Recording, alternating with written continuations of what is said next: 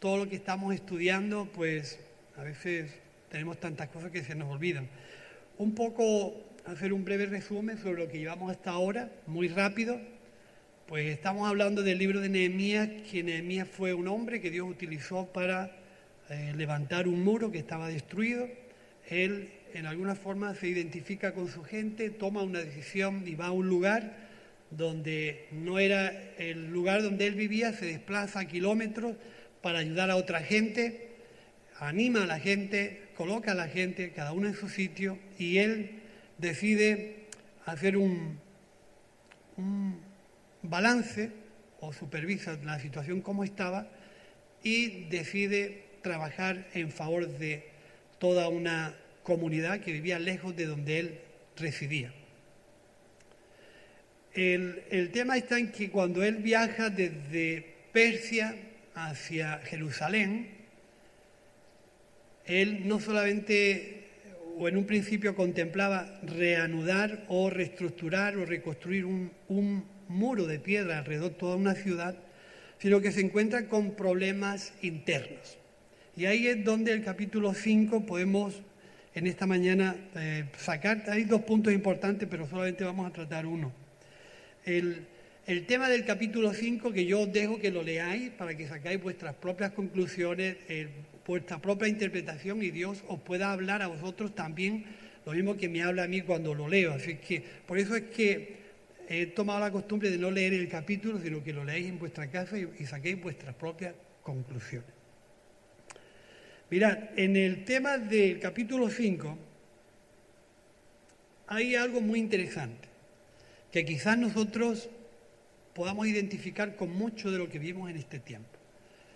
El capítulo 5 habla de problemas internos dentro de la población judía. Y os digo por qué. Se practicaba la usura. La usura era la oportunidad que los ricos tenían para utilizar su dinero en detrimento de los pobres. Y lo explico. Los pobres normalmente tenían poco dinero y pocos recursos y pedían dinero a los ricos para comprar semillas.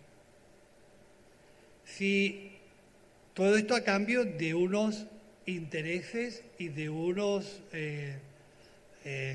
valores mucho más altos que lo que un pobre podía pagar. Cuando la cosecha le iba mal y no podían pagar, cada vez el rico era más propietario y más dueño de las tierras de los pobres. Y con el tiempo no solamente perdían las tierras, tenían que entregar los servicios, los esclavos que ellos tenían y también sus propios hijos y sus propias hijas al servicio de los ricos. Las hipotecas o los intereses que se ponían eran tan altos que era imposible de pagar ese tipo de deudas. Yo a nivel personal me acuerdo que en el año 90, sí, porque en el 92 yo me fui a vivir a mi casa. En el 90 yo pedí un préstamo de 8 millones de pesetas. En España antes pagábamos en pesetas. 8 millones de pesetas. ¿Sabéis cuánto terminé yo pagando? Lo pagué en el 2007. Terminé pagando 17 millones de pesetas. El doble de lo que yo había pedido. Empecé pagando un 18% de interés. Los 4 primeros años nada más que hacía pagar intereses. La deuda no disminuía. Siempre tenía la misma deuda, pero los intereses se lo iban cobrando. Yo pienso en esta situación interna que había en este grupo y a veces, ¿qué hubiera sido de mí y de Ana si alguno de los dos se hubiera quedado sin trabajo y no hubiéramos pagado la deuda o el compromiso adquirido con el banco? Pues actualmente nosotros conocemos mucho de lo que ocurre cuando alguien no paga, los desahucios afloran y el banco no entiende de chiquitas. Yo te di dinero, yo no quiero ladrillos, yo quiero dinero, porque el banco está de ladrillos hasta aquí. Entonces, si tú decides entregarle tu casa al banco, casi ni la quiere dinero. Y terminamos pagando esos 17 millones de pesetas. Para un pobre como nosotros era una brutalidad, pero era lo que había.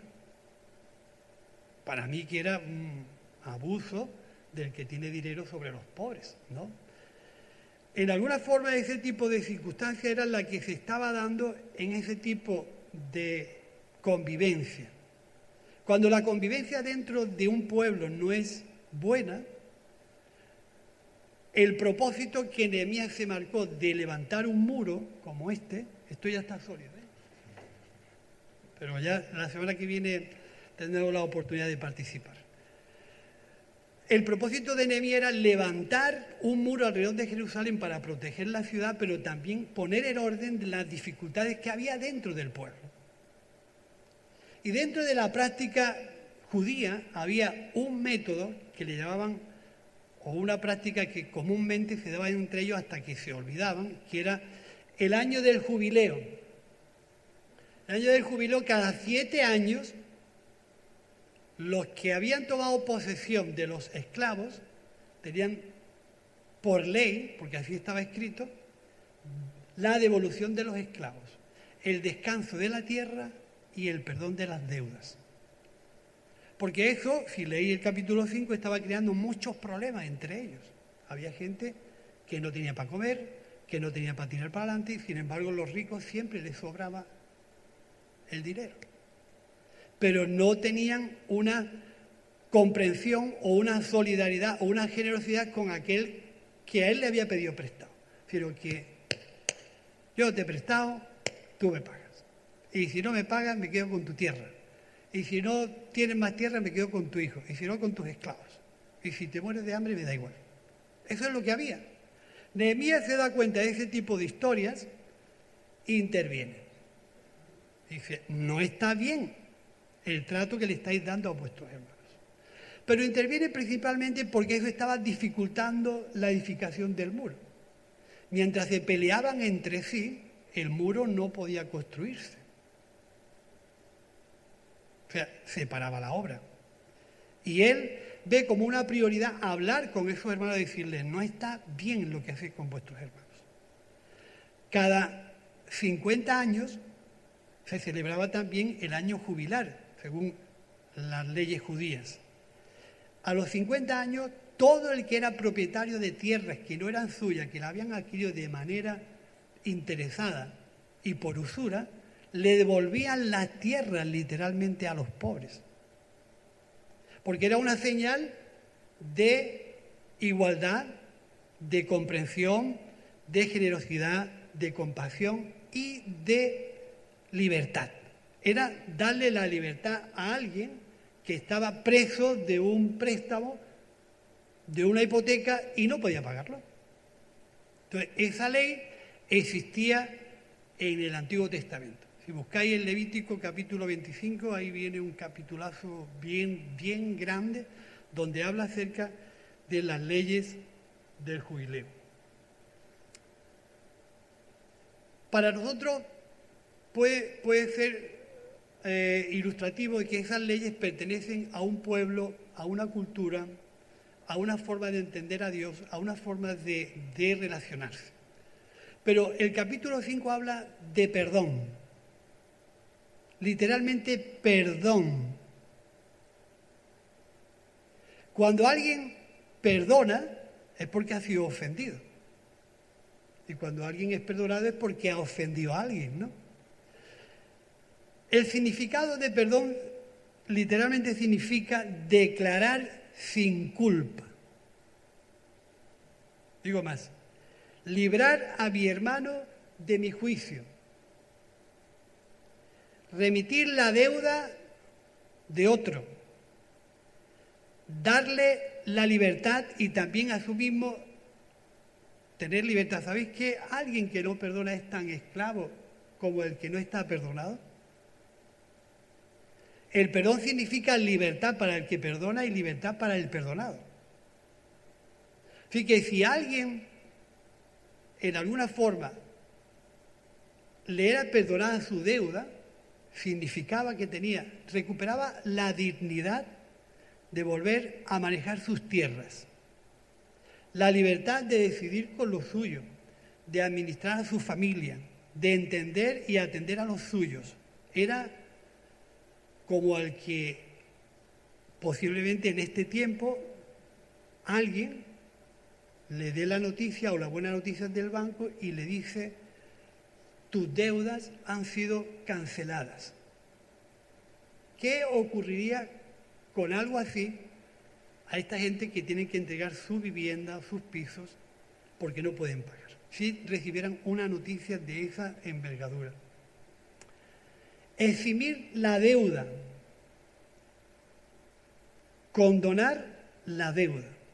Sabéis que muchos países, y actualmente es una realidad, muchos países hoy en día adquieren préstamos de miles de millones de euros o de dólares y acumulan una deuda tan grande que, a no ser que los grandes grupos de países en Latinoamérica o en este caso en Europa, la Comunidad Europea, le condonen la deuda a ese país, van a la ruina y jamás levantan cabeza. A eso se le llama condonar una deuda. Si se le perdona la deuda a esos países, podrán florecer, podrán administrar sus empresas, dar trabajo y ayudar a un montón de gente. Es importante que nosotros podamos entender que indultar al que ha pecado es un beneficio, en este caso para el infractor y también para el que perdona. Soltar, liberar al otro y liberarte a ti también. Un factor para el crecimiento, en este caso para la edificación del muro, era el buen ambiente dentro de la ciudad.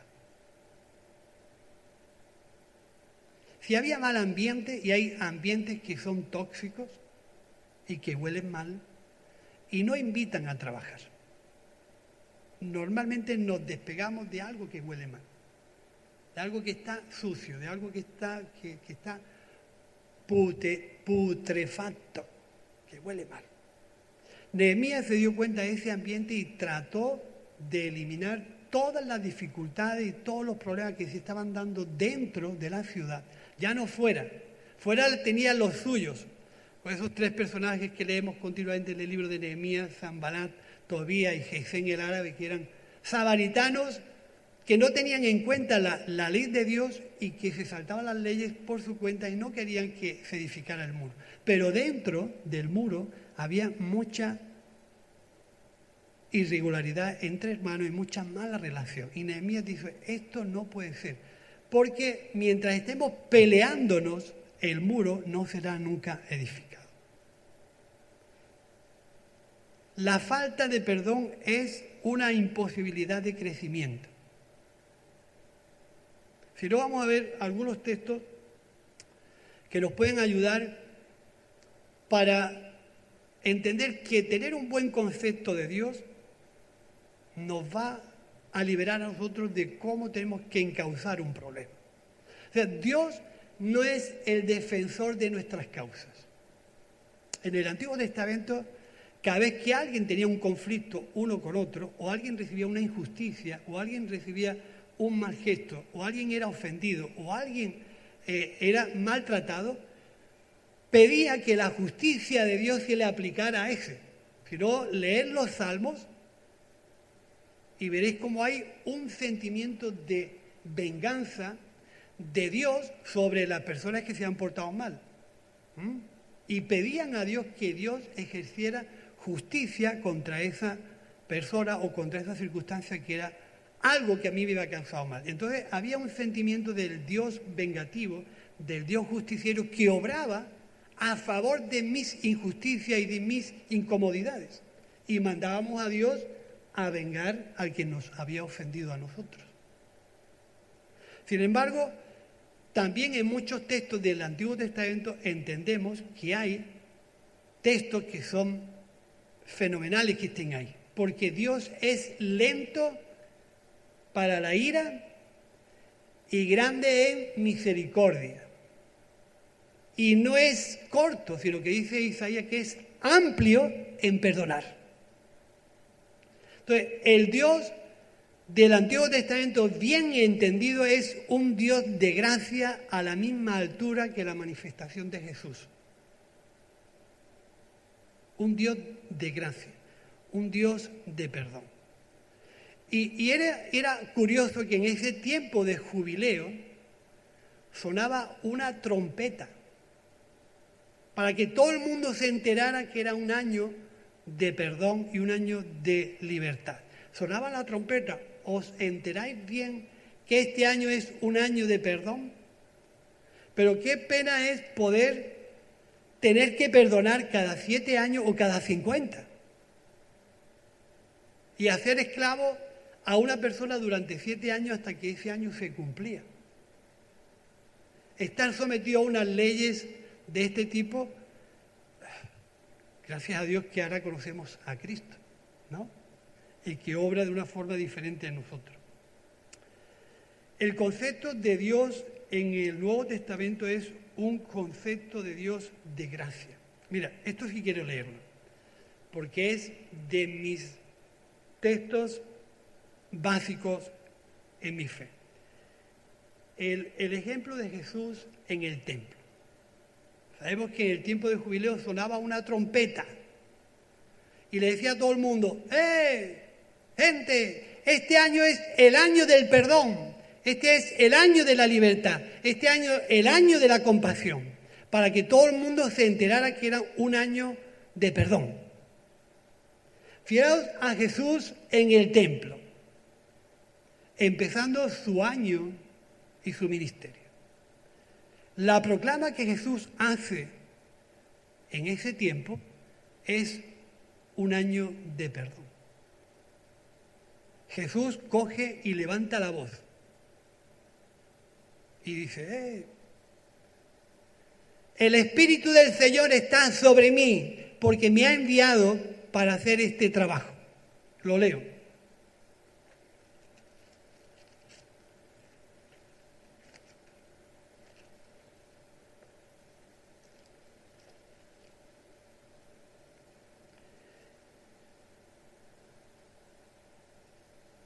Vino a Nazaret, donde se había criado, y el sábado entró en la sinagoga, conforme a su costumbre, y se levantó a leer.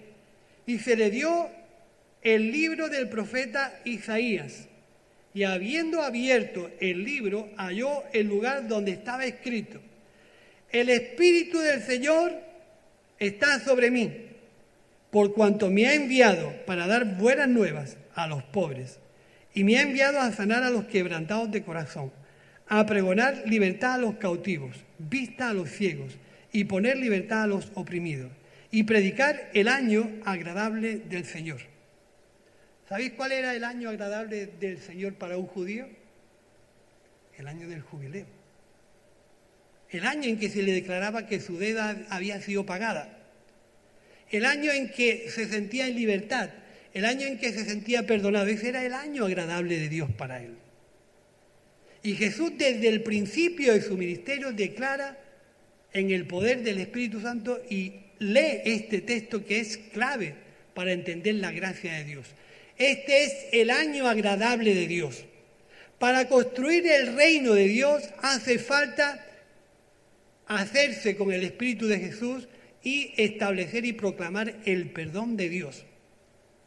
Que ahora veremos cómo el perdón de Dios hacia nosotros es un perdón de Dios hacia los demás. Fijaros, hay una parábola en el libro de Mateo capítulo 18 que habla de un jefe y 2 deudores. Uno que le debía 10.000 talentos y otro que debía 100 denarios. Haciendo cuentas ahí con Manolo, digo: Manolo, ayúdame a aclarar aquí un tema de cuentas. Alicia, que estaba ensayando ahí, pero si no se lo hubiera dicho, que ella es más profesional.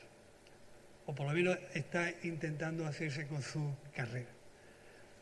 Un talento, que era una medida de acuerdo, de comercio, de de estar comerciando entre unos y otros. Un talento era una ánfora grande de agua que se llenaba de plata. Esa ánfora llena de plata pesaba 32 kilos de plata. 32 kilos de plata. 1 kilo de plata, he buscado en Wikipedia, que vosotros podéis buscar, porque eso no es una revelación de Dios, eso está ahí. 1 kilo de plata vale 650 euros. Multiplicado por 1.000 kilos, me salían 650.000 euros. 1.000 kilos, 650.000 euros. Multiplicado por 10.000, ya los números buenos, salían 6,5 billones de euros actuales. La deuda que una persona tenía contraída con ese rey. Que dice el texto que ese hombre, queriendo hacer cuenta con la gente que le debía, digo, me tienes que pagar todo lo que me debes. Y ese hombre, si tú me ayudas, yo te lo pagaré todo. Un denario era el sueldo del jornalero de un día. Hemos estado también buscando. Actualmente, un sueldo hoy día son 37 euros por día. Calcular así de manera imaginativa, yo creo que no van a salir los números. ¿Cuántos años tenía que trabajar un hombre cobrando 37 euros y teniendo una familia de 5 miembros? ¿Cuántos años tenía que estar trabajando para pagar 6,5 millones de euros?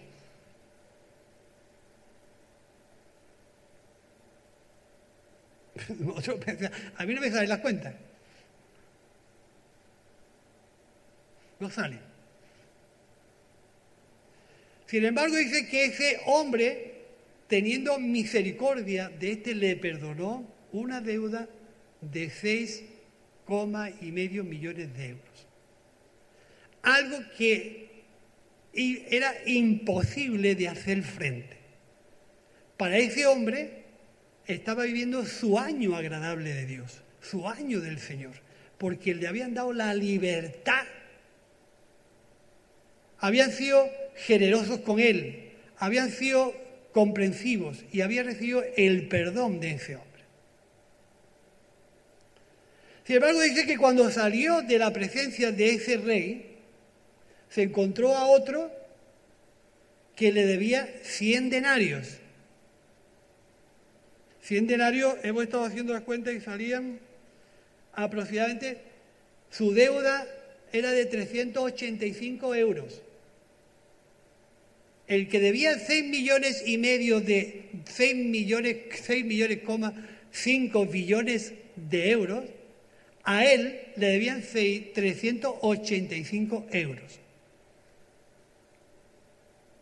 Y luego cuando salió, se encontró a aquel hombre, que a él le debían esos 385, y en lugar de salir agradecido de la presencia del rey, lleno de alegría, lleno de satisfacción y de júbilo, porque eso es lo que nos produce cuando alguien nos perdona, ¿no?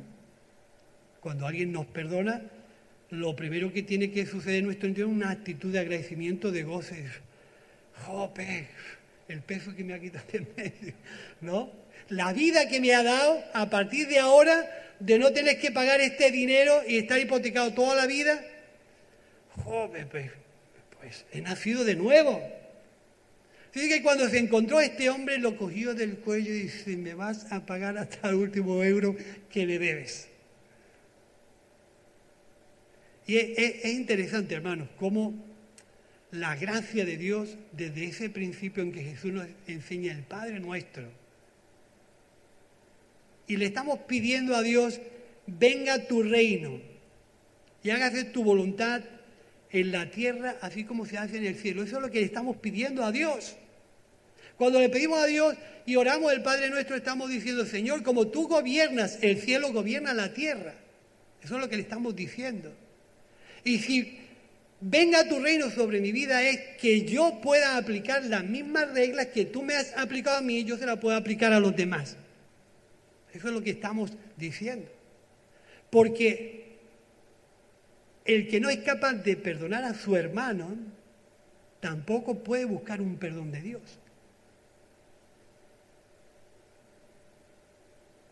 Porque si no perdonáis a vuestro hermano, dice el Padre nuestro, tampoco vuestro Padre Celestial os perdonará a vosotros vuestras deudas.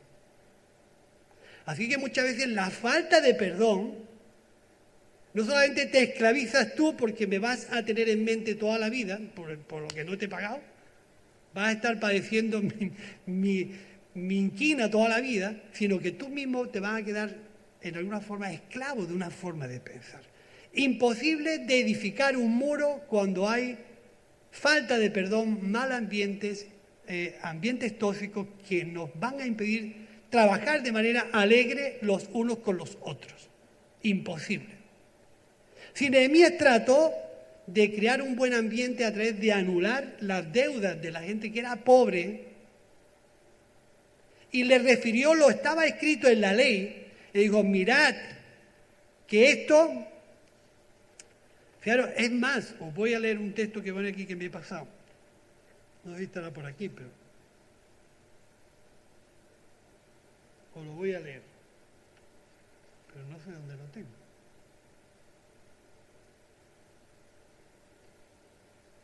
Dice, si tu hermano se empobrece y se debilita económicamente respecto a ti, tú lo ampararás.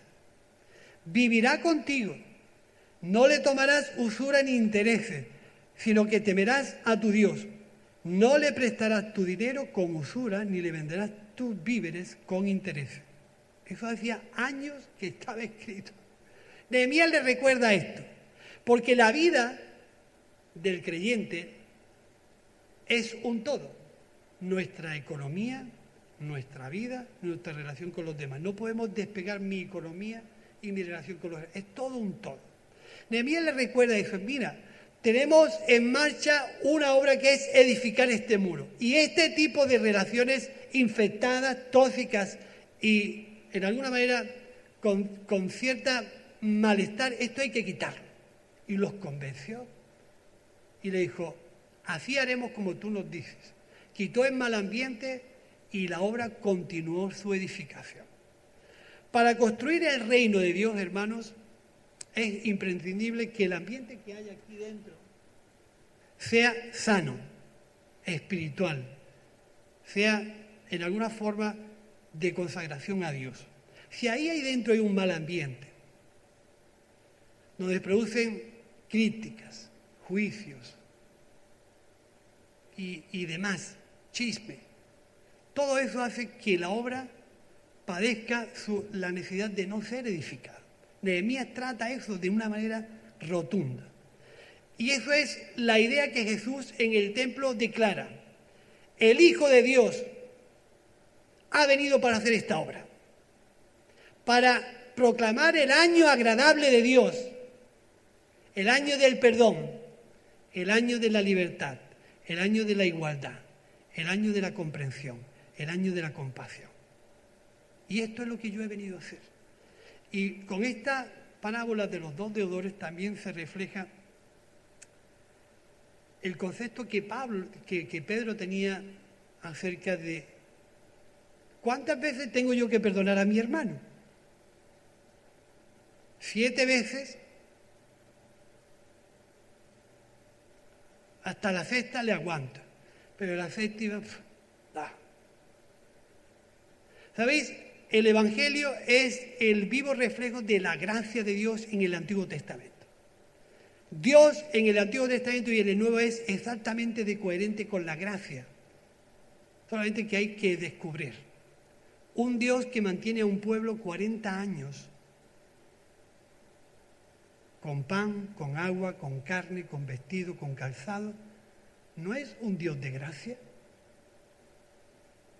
Sin embargo, el pueblo dice Dios del pueblo, siempre estuve ayudando a un pueblo rebelde y contradictor, pero Dios es un Dios de gracia, totalmente. Ese Dios que escribe David en el 103, y dice, porque tú eres lento para la ira y grande en misericordia. Dice, no guardará el enojo para siempre. Habrá un tiempo de perdón. Habrá un tiempo en el que tú debes de liberar a tu hermano de esa esclavitud moral, ética, económica, como tú le quieras llamar, que juntos podamos edificar lo que Dios nos ha planteado por delante, que es edificar el muro. Y Jesús ya lo dijo, capítulo 5 de Mateo. Oísteis que fue dicho, ojo por ojo y diente por diente. Esto es lo que nos enseñaron los antiguos.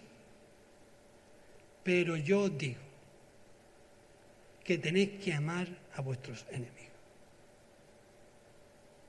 Tenéis que proclamar el año agradable para ese tipo de personas que están sujetos a tu esclavitud, a tu ofensa que es eterna, que nunca se termina. Y lo importante es la edificación del reino de Dios. Y el reino de Dios no se puede edificar con este tipo de actitudes, de conducta y de formas. Es imposible. Así que lo que nos reclama en alguna forma el haber acercado nuestra vida a Cristo es que tengamos un año, 365 días, 31 días al mes, 7 días a la semana, un día, 24 horas, siempre disponibles a declarar el año, el momento, la situación agradable para aquel que está sujeto a tu esclavitud.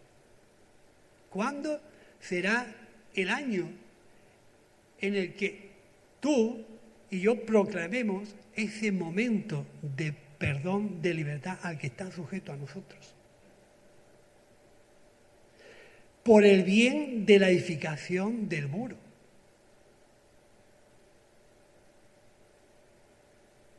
Por el bien de nuestra relación, por el bien de nuestra familia, por el bien de nuestros hijos.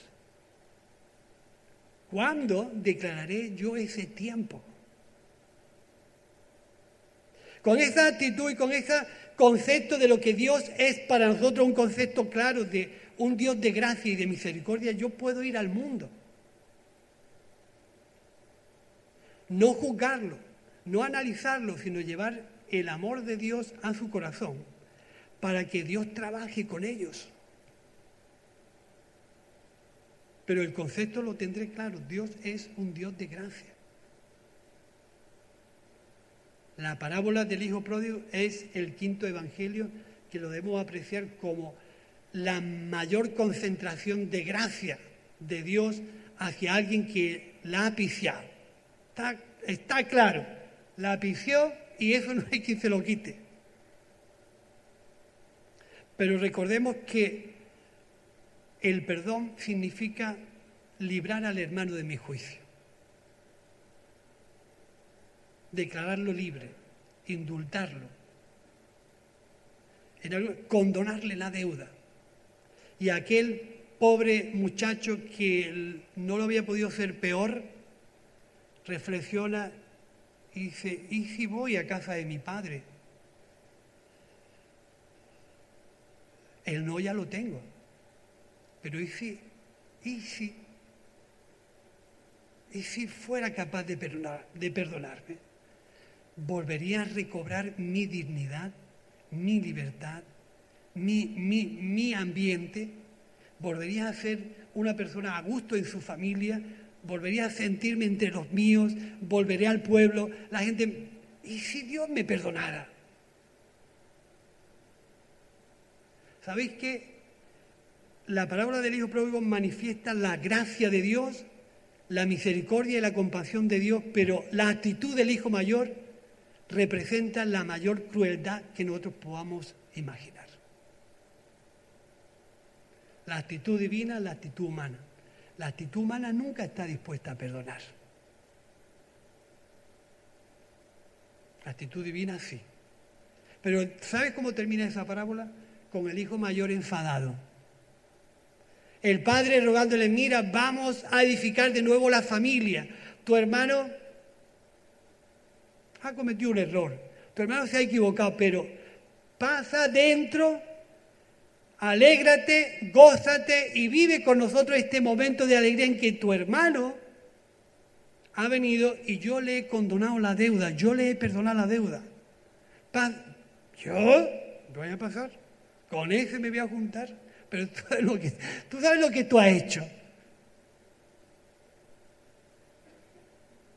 Esto es ilógico, pero es que el amor de Dios es irrazonable. Es tan grande que nosotros no podemos llegar, tan profundo que tampoco podemos bajar, tan ancho que no lo podemos abrazar. Ese es el amor de Dios. Así que lo que Nehemías se plantea en este tiempo, hermanos, es crear un ambiente de relación, crear un ambiente de comunicación, un ambiente de paz, un ambiente de saber estar los unos con los otros con el fin de edificar lo que Dios le había planteado. Y que para eso tenía que decir las cosas como tendría que decirlas. Porque la mayor parte de esa gente adinerada eran los más religiosos de su época. Curioso. ¿Sabes quién le crearon más problemas a Jesús en su ministerio? La gente más religiosa. La gente que más sabía en este caso, de la Torá. La gente que más conocía a los profetas. Era la gente que más problemas le dio a Jesús. ¿Cómo eres capaz de juntarte con esta gente que es gentil y publicana? ¿Cómo eres capaz de tocar a una prostituta? ¿Cómo eres capaz de tocar a un leproso? ¿Cómo eres capaz de entrar en casas de publicanos y pecadores? Pero bueno. El título más famoso que le dieron a Jesús era amigo de publicanos y pecadores. Pero si cogemos el texto de Lucas y lo relacionamos con ese tipo de relaciones, es que para eso vino Jesús. Es que no nos podemos sorprender en ningún momento de las relaciones, comunicaciones, junteras, amistades que Jesús tenía, porque había venido para eso. No había venido para aplaudir a los ricos, no había venido para aplaudir a los religiosos, no había venido para crear una nueva religión, no había venido para eso. Lo dice en el texto capítulo 4 de Lucas. El Hijo del Hombre, en el cual el Espíritu de Dios ha sido puesto sobre él, ha venido para hacer este trabajo. A pregonar el año agradable del Señor. Y cuando relata la parábola del Hijo Pródigo, está relatando el año agradable del Señor. Solamente que no fue entendido, pero es que había venido para eso. Para proclamar un año de perdón. Darle libertad a las personas. Liberar a la gente de su enfermedad. Devolverle su dignidad. Darle la importancia que ellos tenían y cubrir su necesidad. Ahí, hermanos, donde nosotros tenemos que hacer mucho hincapié en que para construir, tenemos que conceder. ¿Por qué no? Conceder. Porque te toca a ti. Cada uno es responsable de su forma de pensar, de su forma de sentir, de su forma de actuar. Cada uno es responsable de su parcela. Y nos toca a nosotros. De la misma forma que Dios nos ha concedido el perdón a nosotros. No estrangules al hermano. Porque Dios te cogió a ti en una situación calamitosa. Si entendemos la gracia de Dios, todo es inmerecido. Todo es merecido.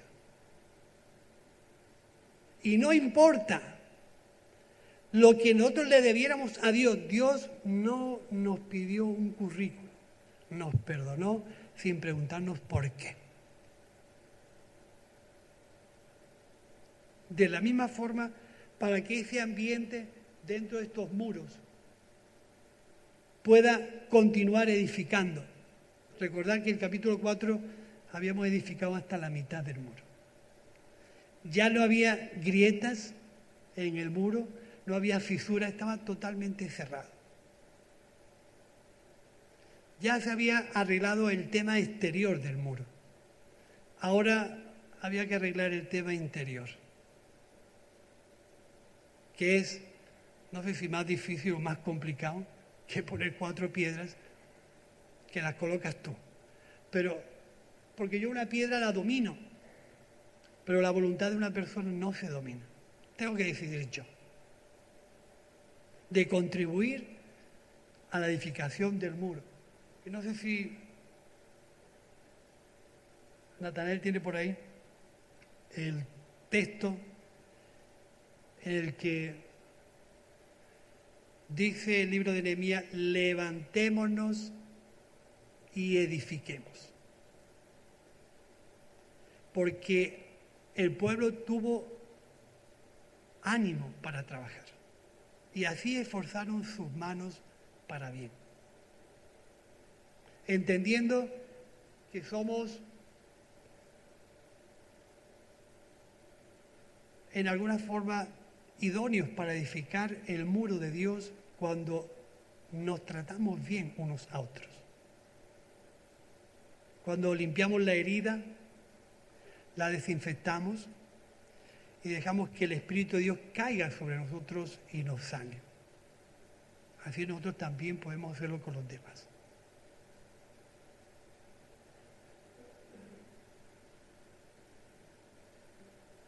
Levantémonos y edifiquemos.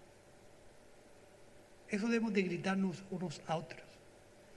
El reino de Dios es nuestra gran comisión, la participación en la que Dios quiere que estemos todos juntos para edificar y llevar el Evangelio a aquellos últimos lugares de la tierra, y nuestras vidas forman un referente ejemplar para poder llevar a cabo la voluntad de Dios.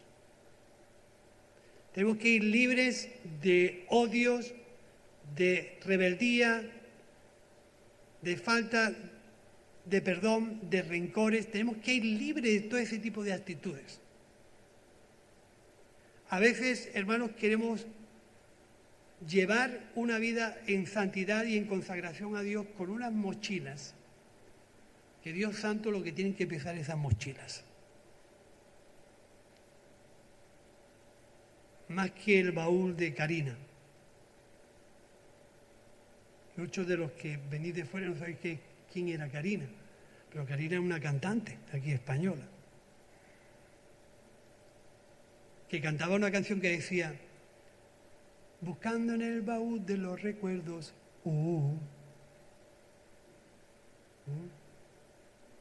el Señor ha echado en el mar del olvido todos nuestros pecados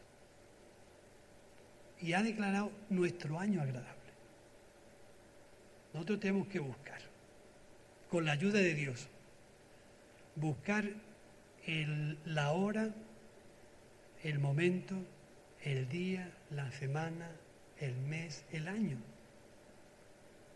para darle el año agradable a aquellos que están esclavizados a nosotros y nosotros a ellos, para que eso, que es un propósito de todos, podamos hacerlo con el mejor ambiente, limpio nuestras conciencias y hablando y glorificando a Dios de la obra de Dios en nosotros. Yo me llama mucho la atención esta parábola porque a veces suceden cosas muy parecidas.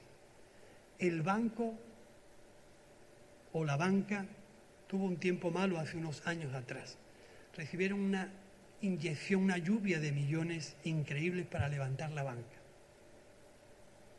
Y le fueron perdonadas muchas historias. Pero cuando un pobre iba a pedir, por favor, en lugar de 20 años me puedes poner mi deuda a 40, yo te lo pagaré. Dijeron que no. Y le quitaban los pisos, le quitaban sus posesiones. No entendían de barcos. Cuando habían sido ayudados por miles y miles y miles de millones de euros para levantar sus negocios. Eso es usura. Piensa que Dios hizo contigo y te perdonó una deuda impagable, que no puedes salir y coger al hermano y atornillarlo ahí porque hay ciertas historias que tú no eres capaz de saltar. Así que, Liliana,